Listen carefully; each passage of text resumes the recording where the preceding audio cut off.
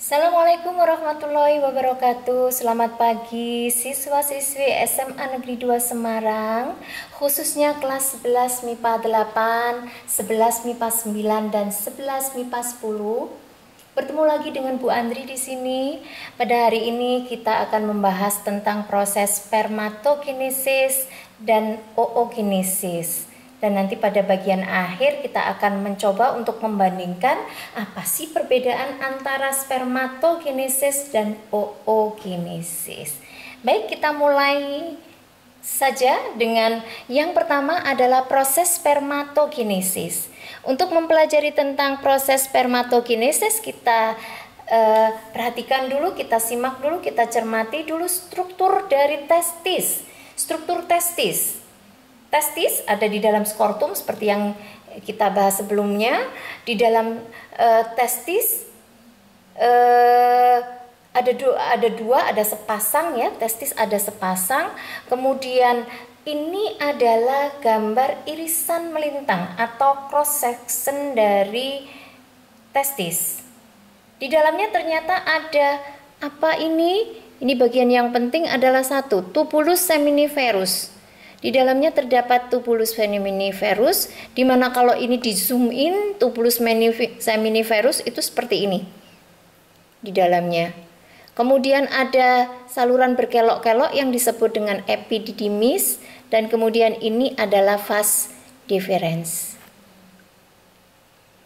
Tubulus seminiferus adalah saluran panjang yang ada di dalam testis, yang pada dindingnya itu terdapat banyak sekali, ribuan, jutaan, miliaran spermatogonium. Spermatogonium adalah sel induk sperma. Kemudian epididymis. Apa itu epididymis? Epididymis adalah saluran penghubung antara tubulus seminiferus dengan vas deferens. Ini adalah tempat istirahat, tempat penampungan sementara sperma yang telah jadi, telah matang sebelum dia diejakulasikan. Kemudian yang terakhir adalah vas deferens. Vas deferens ini adalah saluran ejakulasi seperti yang kita pernah bahas bersama di video sebelumnya. Nah, ini proses spermatogenesis terjadinya di mana? Ini loh di sini. Ini tubulus seminiferus ada di sini. Kemudian kalau diambil satu salurannya ini, satu pipa ini diambil, kemudian dipotong, ini ternyata pada dindingnya. Lihat ini banyak sekali sel-selnya, banyak sekali. Oke. Kalau ini diambil kemudian diperbesar lagi, maka di sini ada miliaran, ada terlihat ada sel-sel yang banyak sekali. Pada bagian dasar dinding itu ada sel germinal. Sel germinal ini biasa disebut dengan sel spermatogonium. Ya, sel spermatogonium ini nanti akan membelah dulu secara mitosis menjadi dua. Jadi satu sel menjadi dua sel. Sel yang 2N akan menjadi sel yang akan menjadi dua sel yang juga sama, yaitu 2N. Baru kemudian satu tetap menjadi sel induk, yang satu akan mengalami proses meiosis. Nah, sel spermatogonium ini nanti akan mengalami meiosis. Masih ingat meiosis? Meiosis itu adalah pembelahan di mana satu sel induk akan menghasilkan 4 sel anak. Ada 2 tahap pembelahan, ada meiosis 1 dan meiosis 2. Sel induk sperma ini akan membelah menjadi 2, menjadi sel spermatosit primer. Kemudian sel spermatosit primer akan membelah menjadi sel spermatosit sekunder. Baru kemudian sel akan sudah menjadi 4 ini. Kalau sudah menjadi 4 ini nanti akan menjadi sel spermatid yang kemudian akan berkembang menjadi sel spermatozoa. Ya. Hal-hal yang penting dalam proses spermatogenesis adalah satu, proses terjadi pada dinding tubulus seminiferus. Kemudian sperma yang matang akan dikeluarkan ke saluran tubulus seminiferus menuju ke epididymis untuk disimpan sementara.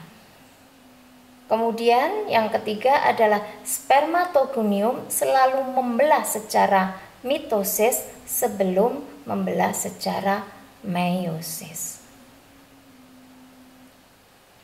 Baik, siswa-siswi nanti kalau ada pertanyaan, kalau ada yang tidak jelas bisa ditanyakan langsung pada bagian bawah atau langsung chat melalui WA. Kita lanjutkan pada bagian oogenesis. Oogenesis itu adalah proses pembentukan ovum. Sel-sel primordial atau sel induk dari ovum itu berkembang pada saat fetal development itu pada saat bayi ada di dalam rahim ibu. Kemudian masuk ke dalam kemudian sudah membelah dan masuk pada fase spermatosit primer. Jadi pada saat bayi perempuan dilahirkan itu yang ada di dalam ovariumnya adalah spermatosit primer. Ya, baru kemudian akan meneruskan proses oogenesis itu setelah masuk ke masa akil balik.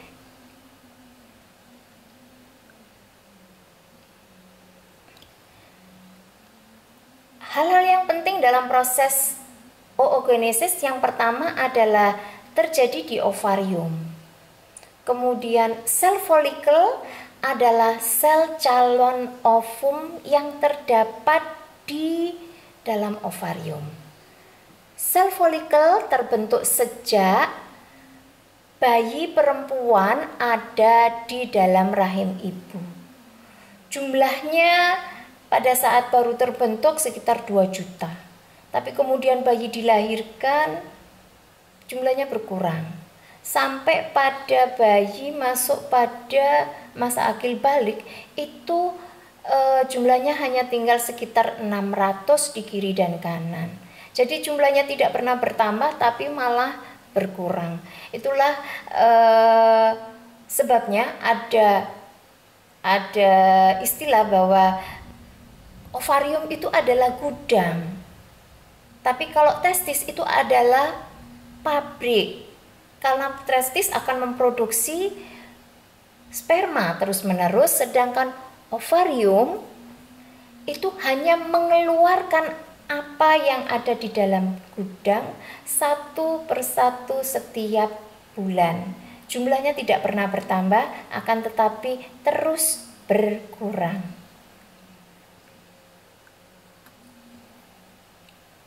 Ya, jumlah sel folikel itu berkisar 600 di kiri dan di kanan ovarium.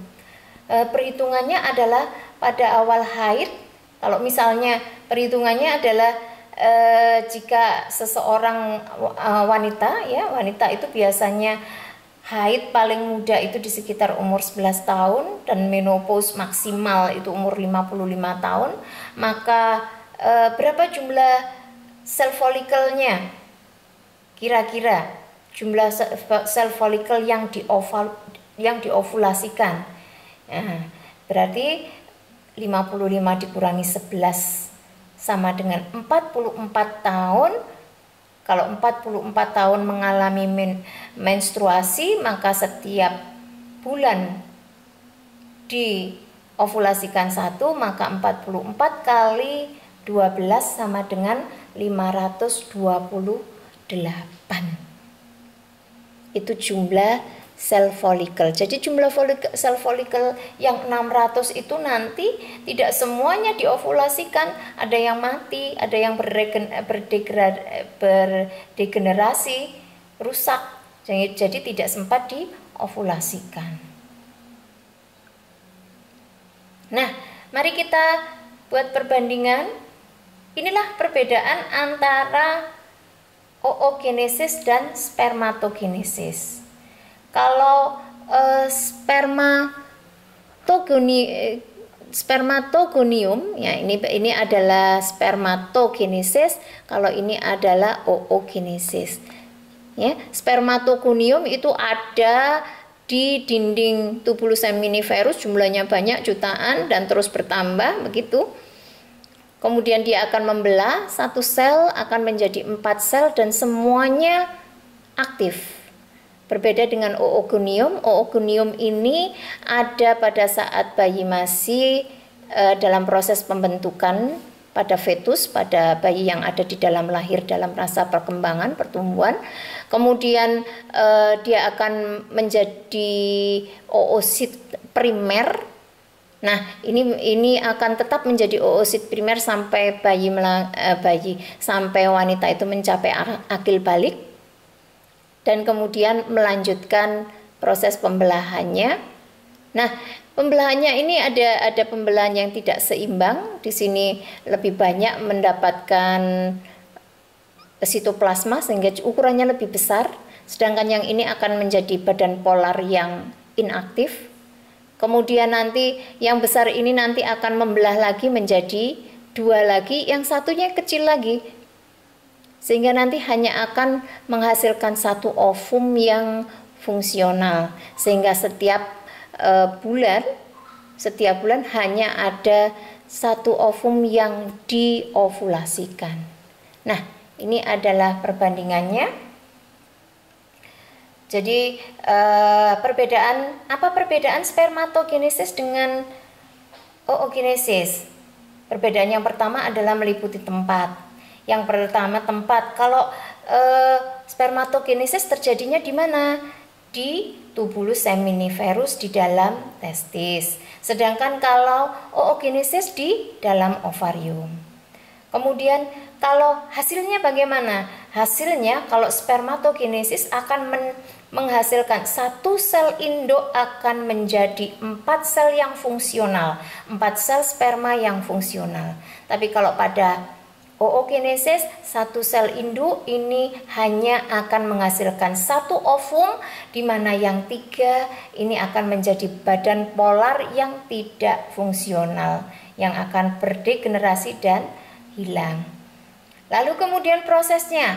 Kalau prosesnya pada spermatogenesis terjadi terus-menerus, mulai dari laki-laki itu mencapai usia akil balik sampai meninggal dunia masih terus terjadi proses spermatogenesis.